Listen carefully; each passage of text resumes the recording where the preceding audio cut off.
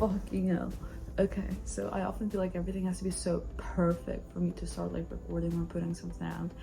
But I was literally scrolling on TikTok. Actually, I was scrolling on Instagram, but I was actually just scrolling on Instagram and I saw a meme and I thought, oh my god, I could be this meme. Like, I find it so relatable. So I thought, why do I not just like get on the camera and talk? Like, I literally vent on my stories the whole fucking time.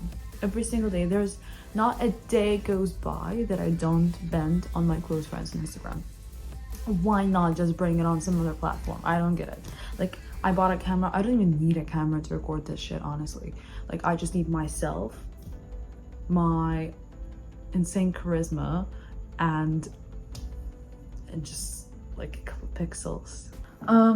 Okay, so on my deep personal journey of self-development, I'm currently trying to understand, why do I have this urge to be around people, and why do I find so much comfort in people? Like, what is it that I'm looking for, really? And I'm gonna be real with you, like, I have this insane crippling fear of death that can only be soothed in the presence of someone else.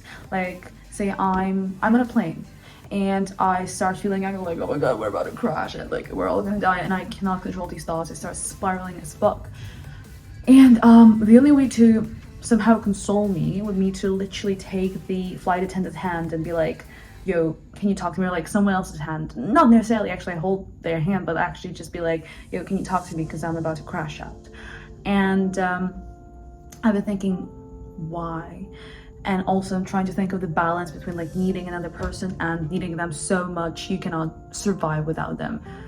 So yeah, at the moment I'm in Bali, and recently I've been feeling really lonely here, and I think that's an okay part of solo traveling. But I've just really been craving some company. Like, you know, it came to me realizing that you can't set a goal of just simply being somewhere, and yet that's not gonna be enough for your happiness. What's gonna be enough for your happiness? I don't even fucking know at this point, because like, I cried in Bali. Where is my happiness, you know? And I don't want to romanticize it too much. Like, I've had some really dark moments here. But yesterday I've been especially lonely because of my food poisoning that I got. I haven't actually like thrown up, you know, but I felt so shit.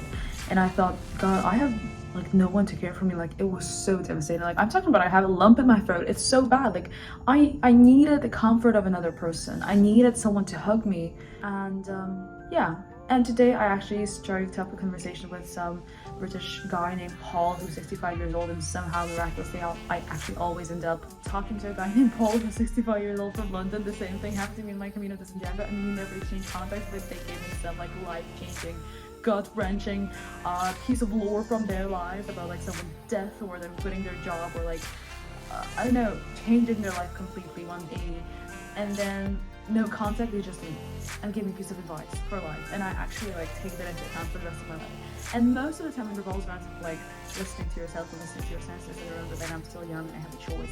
Yeah, but what if this choice is fucking paralyzing? And what if I have no fucking idea what I want in this life? Like, yeah, I have a specific direction, but it kills me every day that I can't figure out what is it exactly that I want. So I'm doing this. So I'm literally talking to my camera to find some sense of peace and direction, because I've always wanted to share, and I feel like sharing and putting yourself out there is one of those things that are going to make your life inevitably better.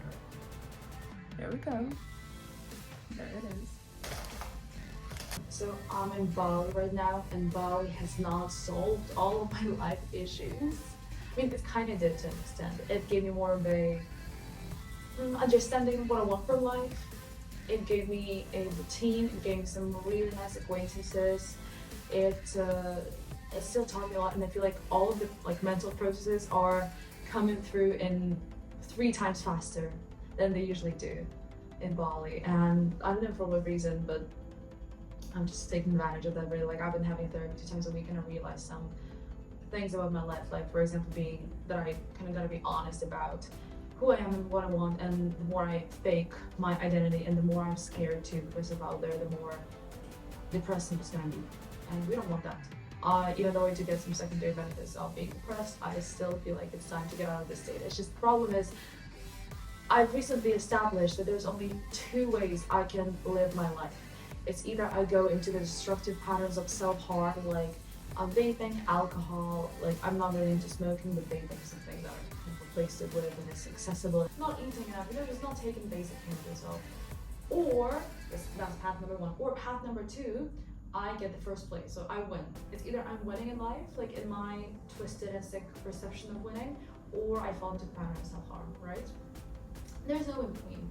And I feel like Bali has taught me to even start considering what living in between would look like. And mind you, I've been in that pattern of self-harm or be the first one everywhere because of how I was raised and some crazy expectations that I had in my childhood coming from my parents, and some traumatizing situations like being forced to do this kind of sport that's called sports orienteering, where you have to basically run in the forest with a map and look for the circles that are drawn on the map and get to like 5 circles as fast as possible, right? So I was just so afraid of being lost in the forest. I would like fake breaking my arm. I would literally like punch it over the wall, or I would like put my fingers in my mouth and throat to throw up so that I don't run. And I would like beg my dad mostly to like not do that, and he wouldn't listen to me. And now in hindsight, I'm in the grand scheme of things, I know that he just wanted me to be the healthiest version of myself, and yet that's the reason I fell into those patterns in the first place, right?